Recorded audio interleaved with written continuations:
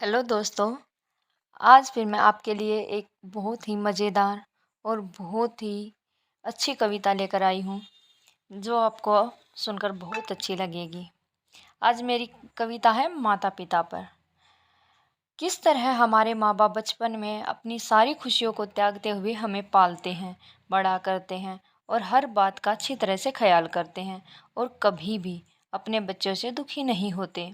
यहाँ तक कि उनकी हर शरारत, उनकी सारी परेशानियाँ, उनको परेशान करने वाली सारी बातों से तंग भी नहीं होते, बल्कि हमें हर हाल में अच्छे बने रहने की राह में लगाए रहते हैं। लेकिन जैसे वक्त के करवट के साथ साथ समय बीतता जाता है, यही बच्चे बड़े बन जाते हैं, पैसा कमाने लगते हैं और खुद को इतना बड़ा समझने लगते हैं कि अपने स्वार्थ के आगे उनको कुछ नहीं दिखता।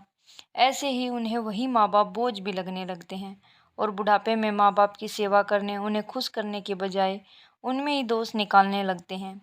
ऐसी संतान ना होने के बराबर ही होती है जो बुढ़ापे में अपने माँ बाप की सेवा नहीं कर सकते और उन्हें दो वक्त समय निकाल कर उनके साथ कुछ पल नहीं बिताते।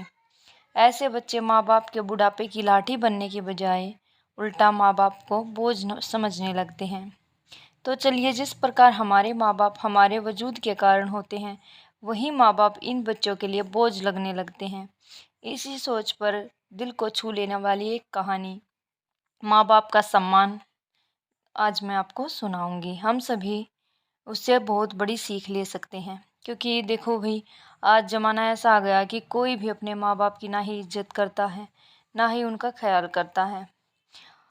तो हमें इस कहानी से मैं चाहती हूँ कि आप लोगों को सीख मिले कि हमें उनकी इज्जत करनी चाहिए। हमारे माँ बाप हमारे लिए क्या कुछ नहीं करते हैं। हमारे आज कहानी है बूढ़े माँ बाप का सम्मान। दिल को छू लेगी ये कहानी। एक 80 वर्षीय व्यक्ति अपने 45 वर्षीय उच्च शिक्षित बेटे के साथ अपने घर में सोफे पर बैठा था। अचानक उनकी खिड़की पर एक कौवा आकर बैठ गया। पिता ने अपने बेटे से पूछा, यह क्या है? बेटे ने जवाब दिया, यह एक कौवा है। कुछ मिनटों के बाद पिता ने अपने बेटे से दूसरी बार पूछा, यह क्या है? बेटे ने कहा, पिता, मैंने अभी आपको यह एक कौवा है कहा है। थोड़ी देर बाद बूढ़े पिता ने फिर से अपने बेटे से तीसरी बार पूछा, यह क्या है?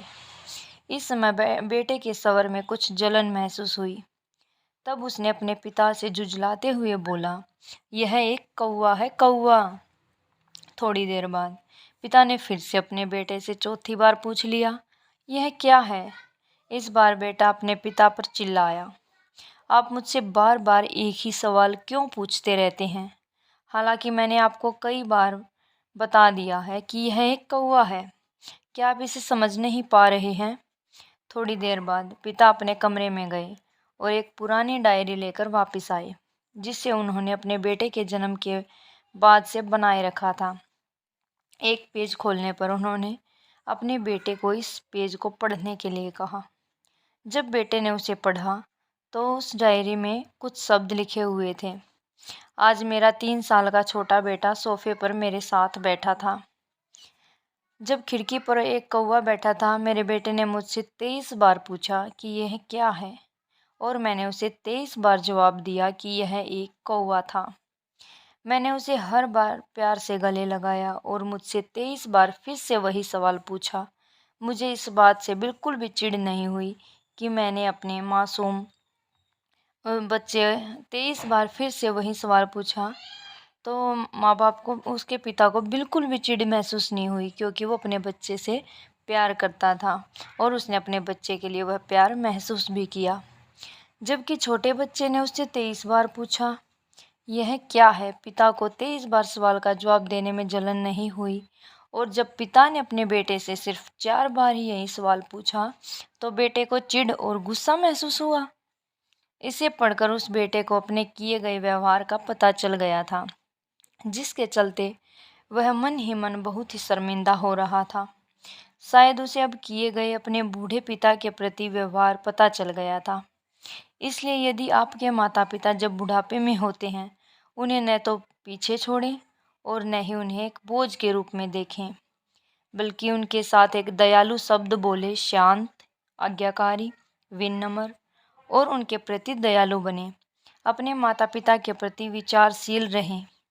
आज इस बात को कहें, मैं अपने माता पिता को हमेशा खुश देखना चाहता हूँ।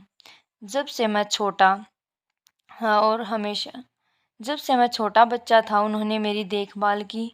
उन्होंने हमेशा मुझ पर अपने निस्वार्थ प्रेम की बारिश की। उन्होंने आज समाज में मुझे एक व्यक्ति के रूप में प्रस्तुत करने के लिए तूफान, गर्मी को देखे बिना सभी पहाड़ों और घाटियों को पार किया। भगवान से प्रार्थना करें, मैं अपने बूढ़े माता पिता की सर्वोत्तम तरीके से सेवा करूँगा। मैं अपने प्यारे माता पिता को सभी अच्छे और दयालु शब्द कहूँगा, चाहे वह कैसा भी व्यवहार करें। तो आप सभी इस कहानी को पढ़ने के बाद या सुनने के बाद सीख ज़रूर मिली होगी। तो आप बताइएगा कि आपको मेरी कहानी कैसी लगी। और मैं इस कहानी के माध्यम से बताना चाहूँगी कि अपने माँ बाप का ख्याल रखिए।